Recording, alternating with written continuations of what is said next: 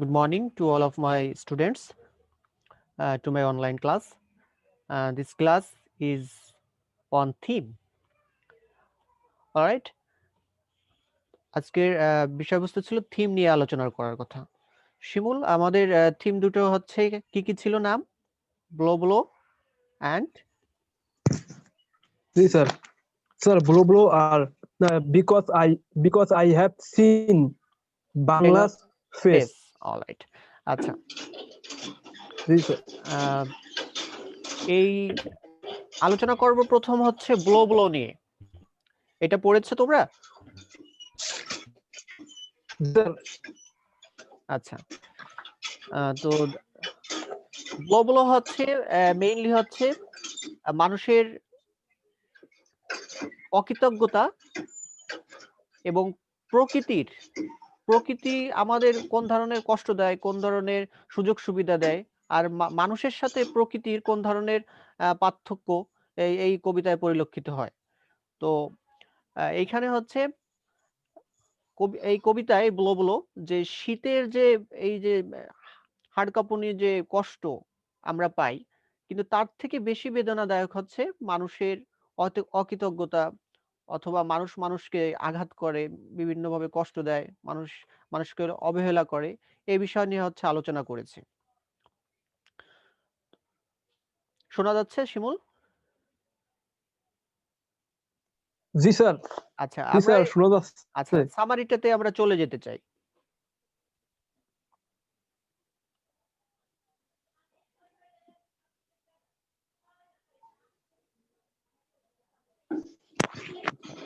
দেখা যায় এটা তামান্না খানম? স্যার দেখা যাচ্ছে। আচ্ছা, পূজা দেখা যাচ্ছে?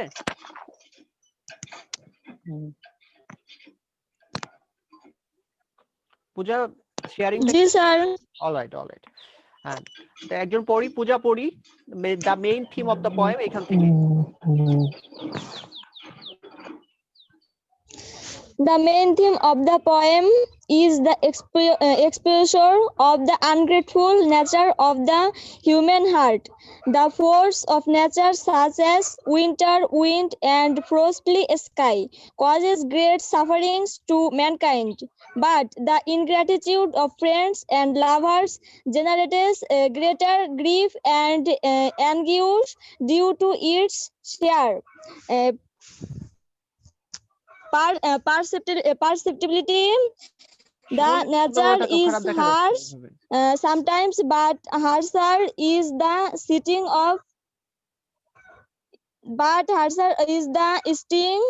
of thankless attitudes in man that bites bitterly feeding the intensely of winter. আচ্ছা, একটু প্রোনাউন্সিয়েশন গুলো ঠিক করতে হবে। সেটা হচ্ছে the main theme of the poem is the exposure of the ungrateful nature of the human heart. The forces of nature, such as winter wind and frosty sky, cause great sufferings to mankind. But the ingratitude of friends, খেয়াল করো, but the ingratitude, অকৃতজ্ঞতা, হ্যাঁ, অকৃতজ্ঞতা of friends, বন্ধুদের অকৃতজ্ঞতা, বিশ্বাসহীনতা, and lovers generates greater grief and anguish due to its sheer perceptibility. The nature is harsh, প্রকৃতি হচ্ছে harsh sometimes, মাঝে মাঝে, but the harsher, আরো বেদনাদায়ক, is the sting of thankless attitudes in man that bites bitterly, fading the intensity of winter. এখানে হচ্ছে বোঝাচ্ছে যে মানুষের ভালো সাইড গুলো কি, খারাপ সাইড গুলো কি, উইন্টারের অথবা প্রকৃতির ভালো সাইড গুলো কি, খারাপ সাইড কি গুলো কি, এই বিষয় নিয়ে হচ্ছে আলোচনা করেছে কবি এই কবিতায়।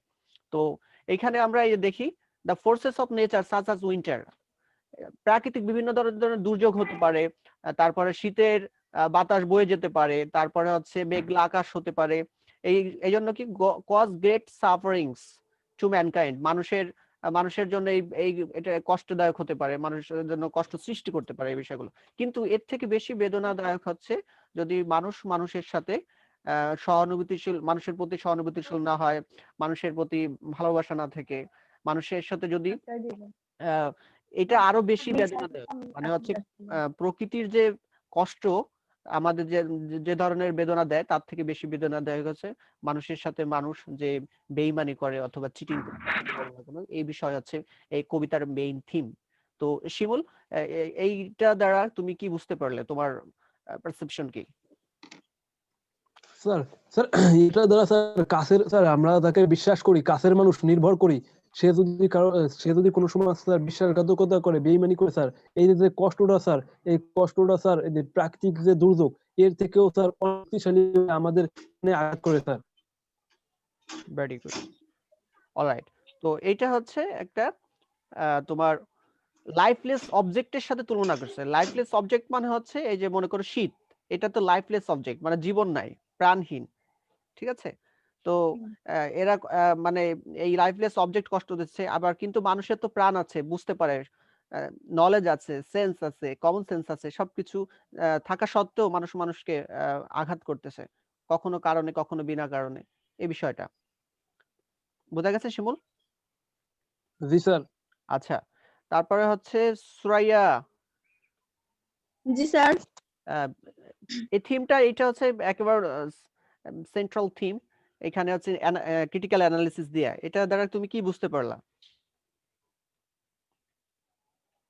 স্যার ইংলিশে বলবো না বাংলায়?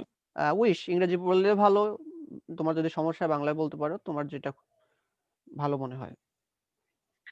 The key theme of this song is inhumanity and ingratitude of human beings. The human beings are so ungrateful and selfish that they forget their best friends on their necessities are served. According to the poet, the winter would be painful, but the false love and friendship is more much painful.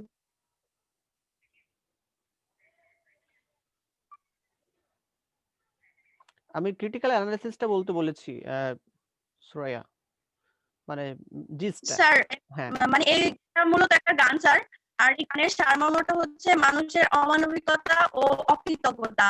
মানুষ এতই অকৃতজ্ঞ, স্বার্থপর যে তারা ভুলে যায় তাদের সব থেকে কাছের বন্ধুকে, যখন তাদের সেই বন্ধুর প্রয়োজনটা ফুরিয়ে যায় তাদের কাছে। তো কবি এখানে শীতকালের সঙ্গে এই বিষয়টি তুলনা করেছেন। কবির মতে শীতকাল বেদনাদায়ক হতে পারে, তবে মিথ্যা প্রেম এবং বন্ধু তার থেকেও বেশি বেদনাদায়ক। Very good, thank you Suraiya Khanam. Puja Rani. জি sir. Puja Rani, what is your critical analysis out of this overview? বুঝতে পারলা? স্যার এই থিমটা মূলত কবি এখানে বোঝাতে চাইছেন যে মানুষের অকৃতজ্ঞতা শীতের হাওয়ার সাথে তুলনা করেছেন। তিনি বলেছেন যে উপকারভোগীরা যখন তাদের উপকারটা মানে নেওয়া হয়ে যায়, তখন কিন্তু তারা তাদের মানে যে উপকার করছে তাকে সে ভুলে যায়। আর এটাকে কবি শীতের তীব্র কষাঘাতের সাথে তুলনা করেছে। আর তিনি প্রকৃতপক্ষে বলেছেন যে বিশ্বাসভঙ্গ যারা, তারা শীতের তীব্র হাওয়ার সাথে তুলনা করা যায়, যারা সবচেয়ে বেশি প্রতিকূল হয়ে থাকে প্রাকৃতিক শক্তিগুলো হচ্ছে। Very good, excellent. সো মানে মানুষ যেরকম নির্দয়, কিন্তু শীতের হাওয়া প্রাকৃতিক, ওইগুলো নির্দয় হবে না। এত নির্দয় না, তার মানে হচ্ছে হিউম্যান বিংস আর ক্রুয়েলার দ্যান নেচার, এমন বিষয়টা? হ্যাঁ। আচ্ছা, জি sir, ruder. Alright, thank you Pooja. তারপরে হচ্ছে তামান্নার সাথে, তামান্নার অ্যানালিসিসটা কি হতে পারে? স্যার ইসের কি জানো, মানে মানুষের অনৈতিক কাজ এটা প্রাকৃতিক দুর্যোগের থেকেও বেশি আঘাত দেয় মানুষকে। প্রাকৃতিক দুর্যোগে যারা যতটা আঘাত পায় তার থেকেও বেশি আঘাত পায় কেউ তাদের উপর অনৈতিক কাজ করলে। Very good, excellent. তো আমরা যদি ইংরেজিতে এইটা আমরা থিম আকারে লিখি, সেক্ষেত্রে আমরা সবাই দু এক লাইন করে বলবো, যাতে আমরা এটা থিম আমরা তৈরি করতে পারি এখনই। তো শিমুলের কাছ থেকে প্রথম লাইনটা শুনতে চাই।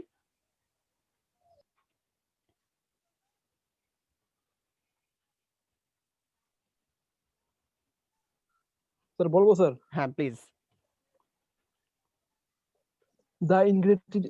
The ingratitude human of being is rather an plural, then the winter went. Alright, ঠিক আছে, বুঝতে পেরেছি। তারপরে হচ্ছে গ্যালাক্সি, এটার নামটা তো দেখা যাচ্ছে না, এটাকে অন্তরা।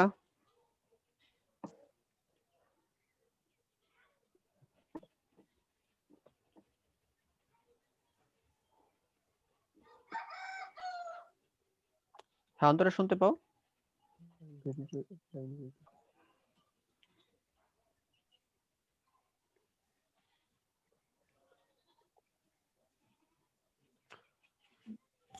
ফাইন ফাইন ফাইন, এটা প্রবলেম হয়তো। বিষয়টা হচ্ছে যে selfishness, human beings are sometimes so selfish, greedy, তারপর হচ্ছে unkind, তারপর বলা যেতে পারে sometimes cheater, those who are very bad people in the society. Okay, they always think of their interest only, not for the betterment of human beings. নিজের জন্য সবসময় নিজেকে নিয়ে ব্যক্তিকেন্দ্রিক, নিজেকে নিয়ে চিন্তা করে, অন্যের স্বার্থকে দেখে না তারা। বিষয়টা এমন। শিমুল, এটা কি ক্লিয়ার হয়েছে? জি স্যার। হ্যাঁ, আমরা থিম লিখি সাধারণত 3.5 লাইন 4 লাইন এরকম হয়ে থাকে। তো এটা খুব একটা কঠিন না, যে এখানে mainly the difference and nature of human beings and nature, এটা এখানে মানে ক্লিয়ার হয়েছে এখানে। আরেকটা আমাদের থিম আছে, সেটাও তোমরা অনেকে বলেছিলে একটু বুঝতে সমস্যা হচ্ছে। আরেকটা থিম হচ্ছে বিকজ আই হ্যাভ সিন, এটা। এই থিমটা শিমুল, এই থিমটা আমি পড়ি, তোমরা একটু শোনো। জি স্যার। এটা critical analysis. The central theme of the poem is to admire the beauty of nature of Bengal. আচ্ছা, এখানে মেইন যে থিমটা সেটা হচ্ছে বিউটি অফ নেচার, প্রকৃতির সৌন্দর্য এবং বাংলাদেশের সৌন্দর্যকে বলতেছে এখানে। Bengal is full of cultural and natural elements, yet we the commons fail to get the note. The poet is one of the best citizens of the country. আচ্ছা, এখানে জীবনানন্দ দাশ বোঝাচ্ছে বাংলার সৌন্দর্যকে বর্ণনা করতেছে। বাংলাদেশে প্রাকৃতিক সৌন্দর্যের দেশ, নদীমাতৃক দেশ। এখানে নদী আছে, নদী নালা, খাল বিল, লতা পাতা, মাছ, আমরা কৃষক দেখতে পাই, তারপর জেলে দেখতে পাই, তারপরে হচ্ছে লতা পাতা দেখতে পাই, ঘাস দেখতে পাই, ধান গাছ দেখতে পাই। বিভিন্ন প্রাকৃতিক সৌন্দর্যের উপাদান বিষয়গুলো নিয়ে সে আলোকপাত করেছে এবং এগুলো বর্ণনা করেছে। এবং সে হচ্ছে খুব highly, he is very what should I say, very fond of beauty, and he likes the beauty of Bangladesh very much highly. All right, তো বাংলাদেশের এই সৌন্দর্য দেখে he is so excited to see the beauty of Bangladesh. এজন্য বাংলাদেশের beauty দেখে সে এতটাই মুগ্ধ যে অন্য দেশের বিউটি আর সে খুঁজতে যায় না, চায়ও না, অন্য দেশে যেতেও চায় না, এরকম বিষয়টা। এবং সে হচ্ছে is one of the best citizens of the country, বাংলাদেশের অন্যতম সিটিজেন মানে নাগরিক, অন্যতম নাগরিক বাংলাদেশের।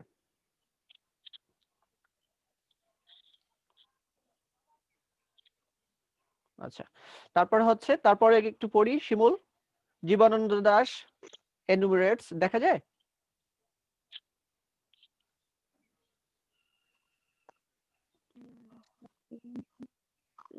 আচ্ছা আমি পড়ি, সমস্যা হলে। স্যার অনেক হ্যাঁ হ্যাঁ, বুঝতে অনেক পেরেছি। ছোট দেখা যায় স্যার।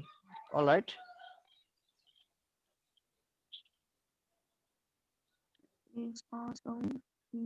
এবার দেখা যায়?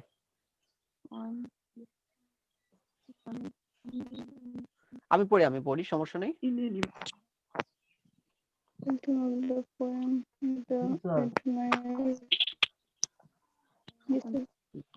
তারপরে হচ্ছে পূজা পড়তে পারবা?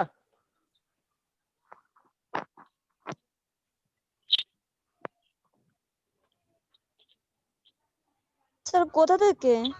জীবনানন্দ দাশ।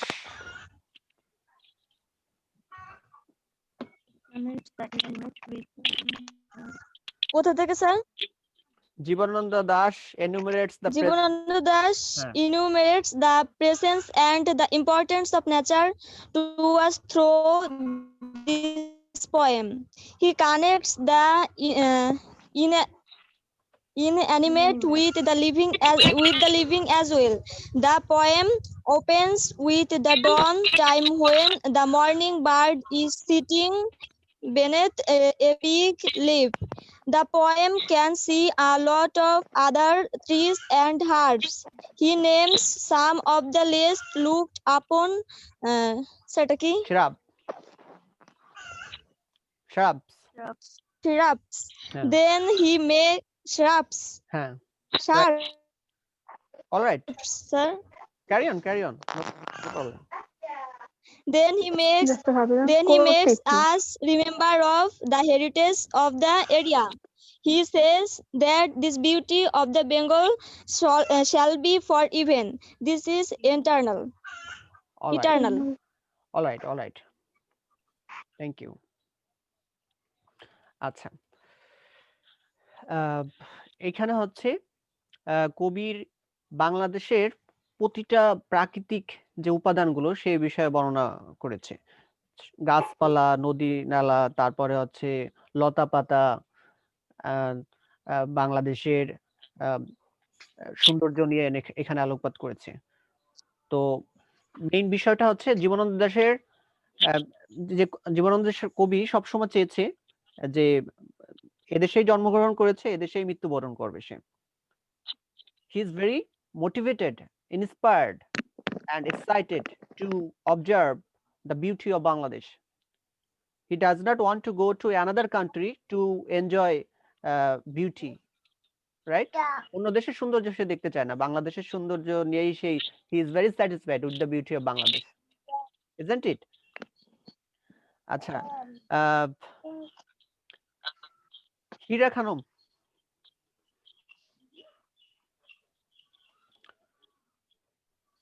হীরা শুনতে পাও?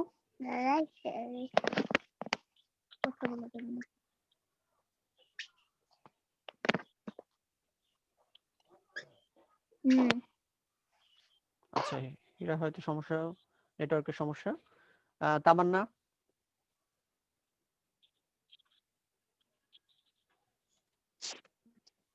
জি স্যার। হ্যাঁ, তামান্না, মোটা দাগে আমি যে ক্রিটিক্যাল অ্যানালিসিসটা পড়লাম কবিতার, এখান থেকে কি বুঝতে পারলাম? স্যার, বাংলাদেশের সৌন্দর্য দেখে জীবনানন্দ দাশ মুগ্ধ হয়েছে। সে অন্য দেশের সৌন্দর্য উপভোগ করতে চায় না, সে নিজ দেশের সৌন্দর্যে মুগ্ধ হয়েছে। এই দেশে জন্মগ্রহণ করছে, সে এই দেশেই মৃত্যুবরণ করতে চায়। Very good, excellent. তো এটা যদি আমাদের পরীক্ষায় আসে, এই কবিতাটা, আমরা কি এটার থিম লিখতে পারবো? জি স্যার। অলরাইট। জি sir. Alright, thank you. Antara?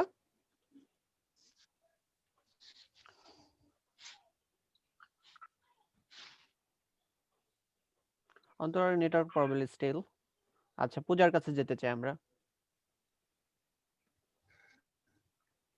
G sir. So, Pooja, after reading the overview of the poem, what is your understanding? What is the critical analysis out of the poem?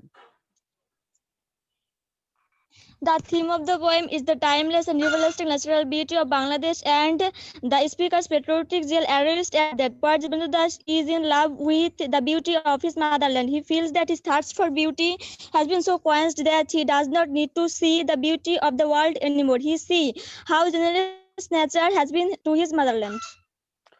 All right. So we come to understand, after getting your words, that the poet is satisfied with the beauty of Bangladesh, and he does not want to go leave this country.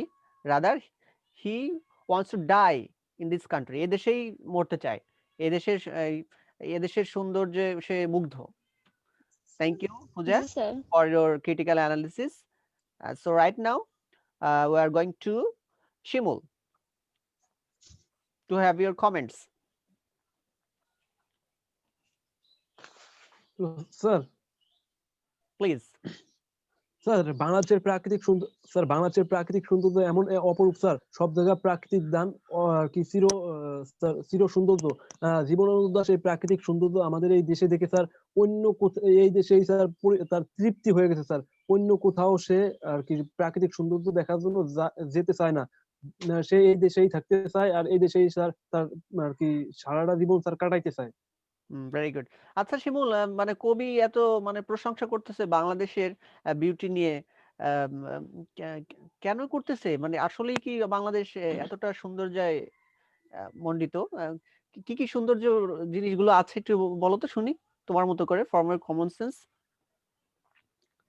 Sir sir আমাদের বাংলাদেশের প্রাকৃতিক সৌন্দর্য sir আমাদের চির বসন্ত না sir, আমাদের যে 6টা ঋতু স্যার এক এক রূপে এক এক ঋতুতে রূপ বাংলাদেশ ধারণ এক এক করে। রূপ ধারণ করে হ্যাঁ, হ্যাঁ। স্যার। যেমন স্যার শরতের নীল আকাশ স্যার, বসন্তে বসন্তে স্যার ফুল ফোটে, কোকিলের কণ্ঠে গান স্যার। শীতের সময় স্যার কুয়াশা, পাখি উড়ে যায়, পাখি উড়ে যায় স্যার, খেজুর গাছের ওই যে রস কাটে স্যার, এই রসের যে সৌন্দর্য স্যার। তারপরে কৃষক ধান কাটে, নাঙল নিয়ে আর গরু নিয়ে মাঠে যায়, যে স্যার এই আচ্ছা, সব আচ্ছা। মিলে যে সৌন্দর্যটা স্যার, এই সৌন্দর্যটা কবিকে মুগ্ধ করেছে স্যার।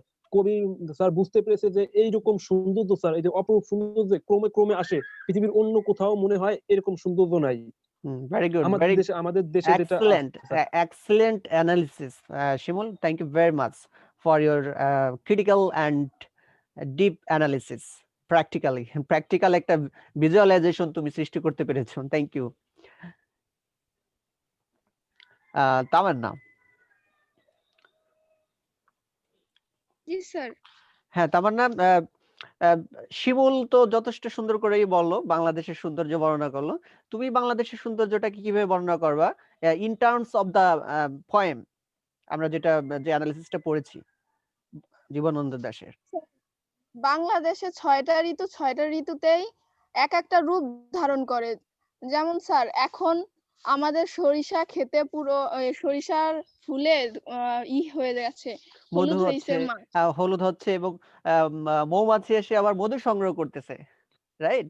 জি এটার আই ক্যাচিং সিনারি। হ্যাঁ, তারপরে জি স্যার। তারপরে এই সকালবেলা ঘুম থেকে উঠলে এই সরিষা খেতে যে একটা সুন্দর সুগন্ধ আছে। তারপর স্যার বর্ষার সময় মানে নদী নালা সব পানিতে ডুবে যায় স্যার। এইটা বর্ষার সময় একটু যদিও অনেকের কষ্ট হয়, তারপর অনেক সুন্দর একটা দৃশ্য। বসন্তের সময় স্যার চারপাশে ফুলে একদম হয়ে যায়, পরিপূর্ণ হয়ে যায়, চারদিক অপরূপ সাজে সজ্জিত হয় স্যার প্রত্যেকটা ঋতুতে। এর জন্য জীবনানন্দ দাশ হয়তো ভেবেছে এরকম দৃশ্য হয়তো বা অন্য দেশে নাও থাকতে পারে, এর জন্য স্যার সে যেতে চায় নাই।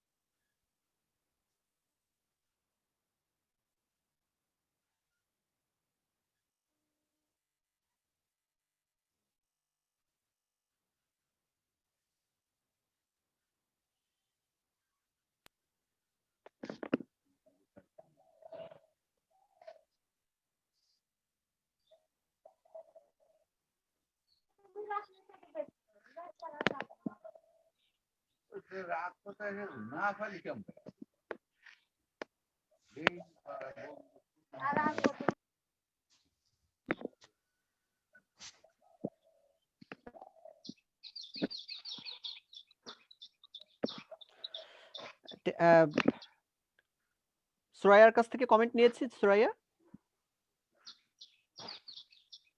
স্যার এটা এই টিমে নেননি, আগেরটাই নিয়েছেন। আচ্ছা, হ্যাঁ Suraiya, what is your understanding out of the overall critical analysis of the poem? একেবারে প্র্যাকটিক্যালি বলতে হবে, যেমনটা করে বলছিল তামান্না এবং শিমুল খুবই চমৎকার ভাবে। আমি প্র্যাকটিক্যালি শুনতে চাই যে তুমি নিজেই মানে এক্সপেরিয়েন্স করেছো আর কি, এইভাবে বর্ণনাটা দিবা বাংলাদেশের। স্যার বাংলাদেশের চিরন্তন ও চিরস্থায়ী যে প্রাকৃতিক সৌন্দর্য বলতে আমরা এখানে মানে কবি এখানে বোঝাতে চেয়েছে যে সকালবেলা উঠে যে আমরা পাখির যে কুজন শুনতে পাই বা কবি শুনতে পান, তারপরে হচ্ছে বাংলাদেশে বিভিন্ন ধরনের গাছ রয়েছে, তার ভিতরে কবিতার রয়েছে যে জাম, বট, কাঁঠাল, অশ্বত্থ, এসব গাছ তো স্যার আসলে খুব মনোমুগ্ধকর। এগুলোই এছাড়া রয়েছে যে বাংলাদেশের অসংখ্য নদীমাতৃক দেশ, মানে বাংলাদেশ তো একটা নদীমাতৃক দেশ, তার সেখানে তো নদীরা মানে নদীগুলো জালের মতো ছড়িয়ে আছে। সেই নদীতে যখন পা তোলার নৌকা যায়, সেটা দেখে কবির মন খুব মানে মনোমুগ্ধকর হয়ে যায়। তাছাড়া যে ডাকে ছাড়ার যে জ্যোৎস্না, এছাড়া বাংলাদেশ হচ্ছে ৬টি ঋতু দেশ। প্রত্যেক ঋতুতে হচ্ছে মানে ঋতু আলাদা বদল হয়, ২ মাস পর পরই ঋতু বদল হয় বাংলাদেশে। তো ওকে, প্রত্যেকটা ঋতুর জয়, আলাদা ওকে, তোমার আলাদা নেটওয়ার্কের সমস্যা হচ্ছে, বৈশিষ্ট্য আমাদের থাকে। কথা শুনতে পারতেছি না। ঠিক আছে, আমি পেয়েছি তোমার অ্যানালিসিসটা। Thank you very much for your analysis. আমি পূজার কাছে লাস্টে যেতে চাই। পূজা, জি স্যার। আচ্ছা পূজা, মোটা দাগে হচ্ছে আমরা এই যে যে মানে কবিতার লাইনগুলো তো আমাদের বুঝতে সমস্যা হয়, মিনিং গুলো ডিসকভার করতে প্রবলেম হয়। তো আমরা এই যে যখন এখানে এসে জুম প্ল্যাটফর্মে এসে আমরা ক্রিটিক্যাল অ্যানালিসিস গুলো আলোচনা করি এবং চেষ্টা করি মিনিং গুলো ফাইন্ড আউট করার জন্য, সবকিছু মিলে আজকে এই যে আমরা আমি পেয়েছি মেসেঞ্জারে অনেক কমেন্টস পেয়েছি, দুটো কবিতা পড়তে বেশ সমস্যা হচ্ছে, মিনিং উদ্ধার করতে সমস্যা হচ্ছে, ইত্যাদি ইত্যাদি। তো সবকিছু মিলে তুমি এই যে আমরা একেবারে অল্প কথায় আমরা দুটা কবিতার ক্রিটিক্যাল অ্যানালিসিসটা বের করার চেষ্টা করেছি, এবং সবকিছু মিলে তোমার কেমন মনে হয়েছে? আমার কাছে তো স্যার বিষয়টা ভালো লাগছে। মানে মনে করেন যে আমি যেরকম মানে উচ্চারণ করতে আমার অনেক জায়গায় প্রবলেম হয়েছে, কিন্তু আপনার থেকে অনেক কিছু শেখা হয়েছে, উচ্চারণগুলো ঠিক করে নেওয়া হয়েছে, সেই দিক দিয়ে এইভাবে করালে ভালো হয়।